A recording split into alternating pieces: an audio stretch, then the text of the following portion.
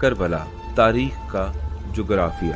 ایمان اور آزادی انسان کو فیصلے کی قوت عطا کرتے ہیں۔ یقیناً آپ ایسے عظیم انسانوں کو جانتے ہوں گے کہ جو اپنے بڑے فیصلوں کے ساتھ معاشرے کی بلند ترین سطح سے طلوع ہوئے ہیں۔ 61 ہجری کا محرم الحرام، جو کہ قمری سال کا آغاز ہے، کے ابتدائی دنوں میں کربلا کی سرزمین پر یزید ابن معاویہ کی خلافت پر اعتقاد رکھنے والے 35,000 سپاہیوں کا لشکر عمر ابن سعد کی سپہ سالاری میں حسین ابن علی علیہ السلام اور آپ کے ساتھیوں، جو تاریخ میں 72 تن کے عنوان سے جانے جاتے ہیں، کے سامنے آ کر کھڑا ہو گیا۔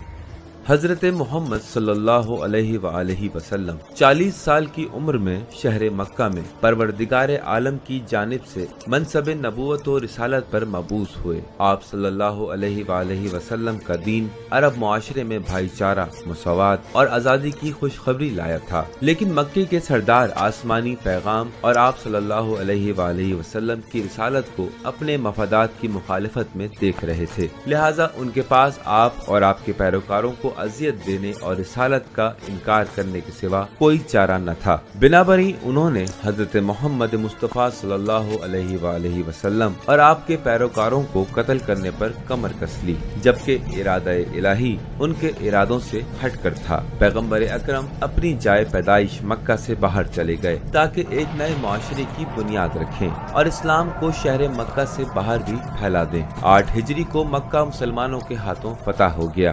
صدائے اسلام جزیرۃ العرب کی سرحدوں سے باہر گونجنے لگی، لیکن پیغمبر اکرم کے دین اور آپ کی تعلیمات میں تحریفات نے جگہ بنا لی۔ وہ قبائل کہ جن کی جڑیں حضرت محمد کے آنے سے خشک ہو گئی تھیں، انہوں نے تحریفات اور خوف و ہراس پھیلانے سے دوبارہ معاشرے میں اپنے شاخ و برگ پیدا کر لیے۔ خاتم النبیین کے داماد امام حسین کے والد گرامی امام علی علیہ السلام نے پیغمبر اکرم کی رحلت کے بعد بہت سخت دور گزارا۔ انہوں نے 25 سال تک خاموشی اور نیز 5 سال اپنی خلافت کے دور میں ہر طرح کے فساد، تحریفات اور بدعتوں کا مقابلہ کیا، لیکن معاویہ ابن ابی سفیان، جو فتح مکہ کے بعد حضرت محمد مصطفیٰ صلی اللہ علیہ وآلہ وسلم اور آپ کے ساتھیوں کے ہمراہ ہو گیا تھا، جھوٹے اور فریبانہ وعدوں کے ساتھ سادہ لوح اور کمزور ایمان لوگوں کو اپنے ساتھ ملانے اور خلافت پر قبضہ کرنے میں کامیاب ہو گیا۔ 60 ہجری کی 15 شعبان کو معاویہ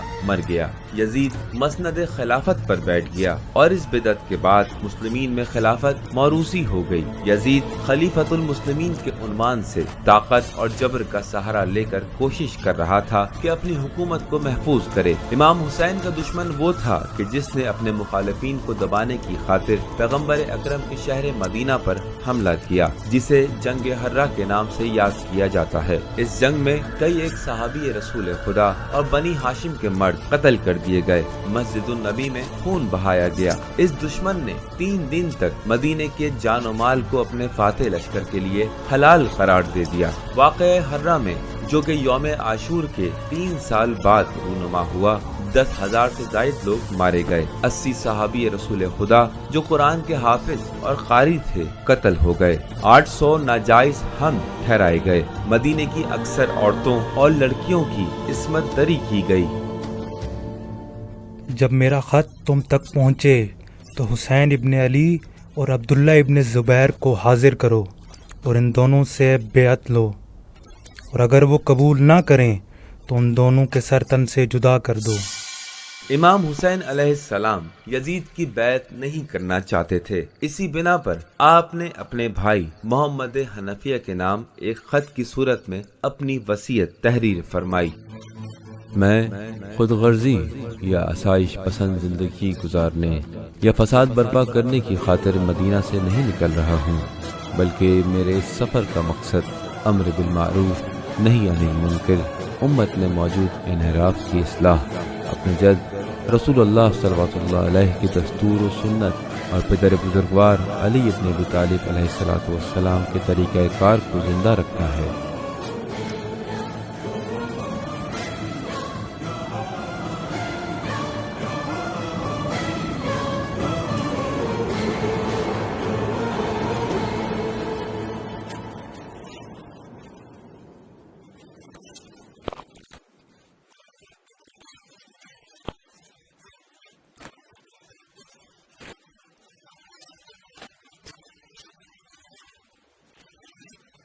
عالم اسلام کے مرکزی سیاسی شہر کوفہ کے لوگوں کی جانب سے 12,000 سے زائد دعوت نامے خطوط کی شکل میں امام حسین علیہ السلام تک پہنچے۔ امام حسین نے صورتحال کا جائزہ لینے اور خطوط کی حقیقت جاننے کی خاطر اپنے چچا زاد بھائی مسلم بن عقیل کو کوفہ روانہ کیا۔